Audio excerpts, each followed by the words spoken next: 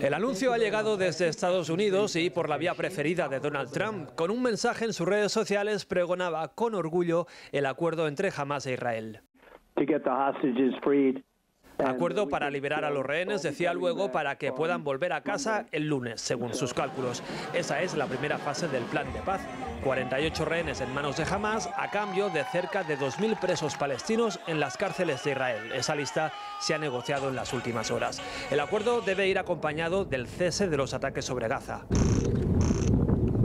El ejército se prepara para cumplir su parte, es lo que dice al menos su portavoz. Planes iniciados para ejecutar el acuerdo. Las tropas deben recular para facilitar la salida de los rehenes. Pero queda otro paso fundamental. Israel tiene que aceptar ese acuerdo públicamente. Solo así se activará el plazo de 72 horas para liberar a los secuestrados. 2 reuniones de Netanyahu esta tarde. Primero con su gabinete, luego con su gobierno, con 2 de sus ministros más radicales remando en contra. La oposición le tiende la mano, se amenazan con dejarle caer. Qatar, Egipto y Turquía, aquí con representantes de Hamás, han ejercido de mediadores en el acuerdo. Y Hamás, por su parte, insiste en que su sí debe implicar también la entrada inmediata de ayuda a Gaza y el fin definitivo de la guerra. A falta de la ratificación, les contábamos del acuerdo entre Israel y Hamás por el gobierno de Netanyahu. Trump acaba de decir que será una paz duradera y ha anunciado además que intentará viajar a Egipto para asistir a la firma oficial del pacto. Los rehenes, apunta, serán liberados a principios de la semana que viene. Last night we reached a momentous breakthrough in the Middle East, something that people said was never going to be done. We ended the war in Gaza and really, on a much bigger basis, created peace. And I think it's going to be a lasting peace, hopefully an everlasting peace. We are getting the hostages back on Tuesday, Monday or Tuesday. Aunque los bombardeos sobre Gaza no han cesado todavía, son imágenes de esta misma tarde. Lo acordado es que el alto el fuego entre en vigor en 24 horas después de que lo ratifique el gobierno israelí. Desde ese momento también empezarán a contar las 72 horas que tiene Hamás para liberar a los rehenes. Cánticos en Gaza y champán en Tel Aviv. 2 formas distintas de celebrar un mismo acuerdo, un pacto para implementar la primera fase del plan de paz de Trump. Tregua, tregua, gritan estos niños que por la mañana seguían festejando que la guerra podría detenerse. Cuando me enteré del alto el fuego estaba tan feliz que lloré por primera vez en mi vida, dice Ahmad, que asegura que se siente como si hubiera vuelto a nacer. Una alegría que comparte Faten porque sus hijos llevan 2 años soportando la guerra sin poder ir a clase, aunque asegura que teme que cuando liberen a los rehenes, los israelíes vuelvan a atacarlos. En la plaza de los rehenes de Israel también gritos de celebración. Gracias a la gente de Israel, a los soldados y al presidente Trump, dice Einab, la madre de uno de los cautivos que después de 733 días ven al presidente norteamericano como el artífice de la liberación. Y así recibían la noticia en una llamada del propio Trump los familiares de algunos rehenes. Quiero sentirle otra vez, decía emocionado Abishai, al enterarse de que su hijo, tras 2 años secuestrado por Hamás, podría estar entre los primeros liberados si nada hace descarrilar este complicado acuerdo. Tenemos que reforzar esta misión de paz. También debo decir que la contribución de los países europeos será fundamental y que todos tenemos que contribuir a esta fuerza internacional de estabilización. Stands ready to do its part.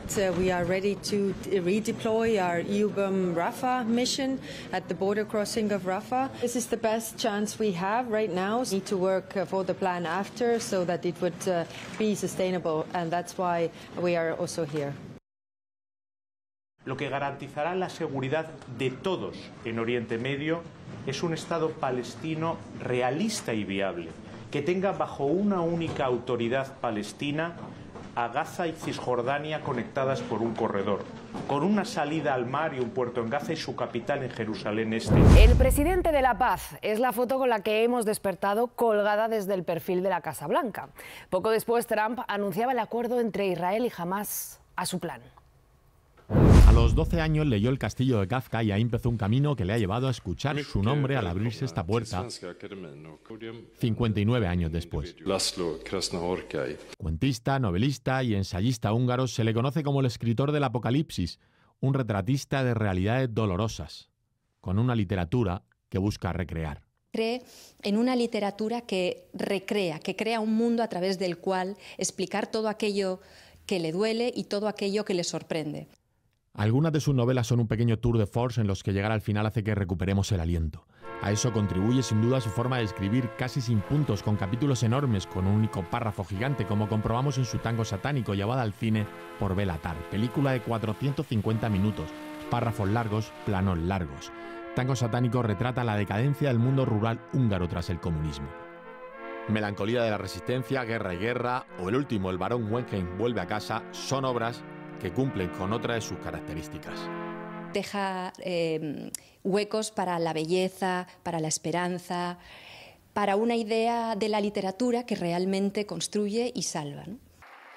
Al ganar el prestigioso premio Formentor hace un año, su lista de agradecimientos fue larga, muy larga, como sus párrafos. Se acordó, por ejemplo, de Montserrat Caballé o del Lobo Extremeño y de las primeras 31 chicas de las que se enamoró perdidamente, en particular de una, de Marti Klinkovic. Ay, los amores de juventud, Laszlo. Acuérdate de ella en Estocolmo también. Moreno defiende su gestión en la crisis de los cribados del cáncer de mama. He tomado decisiones drásticas. Como la marcha de la consejera de Salud, insiste, y anuncia que habrá muchos funcionarios a los que acusa de no informar de lo que estaba pasando. A la oposición andaluza le parece insuficiente. ¿De verdad cree que esto se arregla cesando a una consejera? El que debía haber cogido la puerta es usted. Empieza el final de su etapa como presidente. Y él le responde atacando al gobierno por los fallos en las pulseras antimaltrato. Hay un escaño en Madrid donde hay una ministra sentada, que es la ministra de Igualdad, que puso también en peligro la vida y donde nadie asumió ninguna responsabilidad. La ministra de Sanidad pide no desviar la atención. Es un problema estructural de un desprecio a nuestro sistema sanitario, que no suelten bulos, que no echen balones fuera y sobre todo que no insulten a las víctimas. Y la Dirección Nacional del PP respalda al presidente andaluz. Pedro Sánchez tiene una sola salida y es seguir el ejemplo de Juanma Moreno. Y dan por zanjada esta polémica que consideran una nueva cortina de humo del gobierno. Se preveía que la polémica sobre el aborto iba a seguir de fondo. Se abre la sesión. Y la presidenta ha sido más clara que nunca. No cumplirá la ley, dice, porque señala a los médicos. No se va a señalar a ningún médico por practicar un aborto o por no querer practicarlo. ¿Le parece poco? Pues váyanse a otro lado a abortar. Que se vayan a otro lado a abortar, eso es lo que sugiere. Libertad, ¿se acuerdan de Ayuso? Libertad. ¿Dónde está la libertad de Ayuso?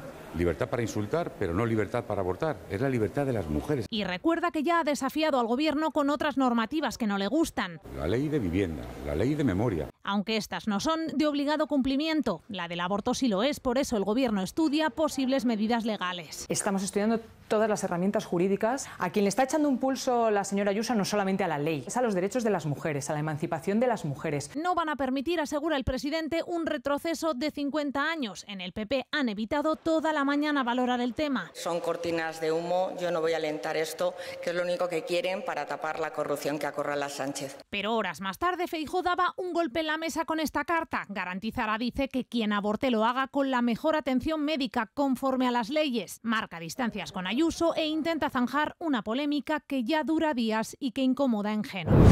El juez Peinado tendrá que volver a organizar la investigación contra Begoña Gómez.